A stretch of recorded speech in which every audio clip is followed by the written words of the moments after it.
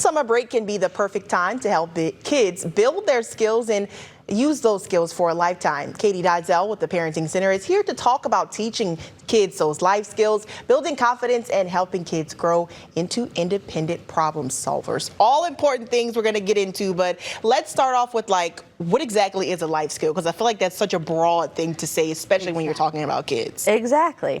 So in general, we know that life skills go beyond academic knowledge. So in other words, these are things that your kids are not necessarily going to learn in school, but skills that we use every day, whether we're interacting with others, problem solving, making decisions. So these are real important skills.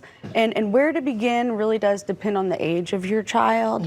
But as a general rule, don't do anything for your kids that they can do for themselves.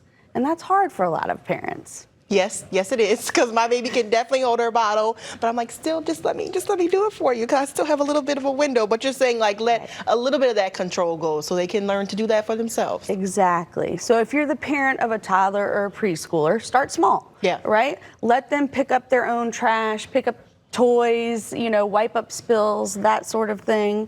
As they get a little bit older, school-age kids, they can help with the household chores. They can put dishes away. They can take out the trash. If you have a pet at home, they can help with pet care.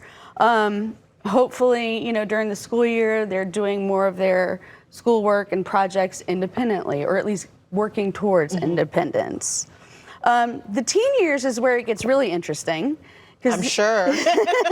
These are the kids that are going to be, off to college in a few years, or at least moving out of the house maybe in a few years. So they should know some basic cooking skills. Doesn't have to be anything gourmet, but hopefully they can handle a box of mac and cheese. Yes. They can some scrambled eggs or something. The basics, and complete their laundry from start to finish. Don't do what I do and leave it in the dryer. You're not alone.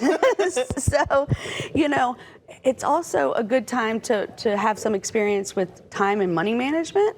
A lot of high schoolers, that's when they get their first job. So this is a great opportunity to learn job skills, to earn income, to learn responsibility. So that's definitely something to consider. But for parents who want to know, okay, well, how do I teach all of this? Yeah. You can do it in 3 steps. Step 1 is just to model and explain what you're doing. Step 2 is to practice the skill together. And then step 3 is supervised independence. So watch while your child performs a skill. And this really does work well with just about any skill. Awesome. Well, always have some great tips for us, Ms. Dilzell. Yeah. Thank you so much. I know I'm very early in this parenting process, so I appreciate all the tips that you have. Absolutely. The Parenting Center has several classes coming up, including Food Fight for Picky Eaters, Growing Up for Girls, and Patient Parenting for Resilience. We've put all the details for classes for you on our website, wwltv.com.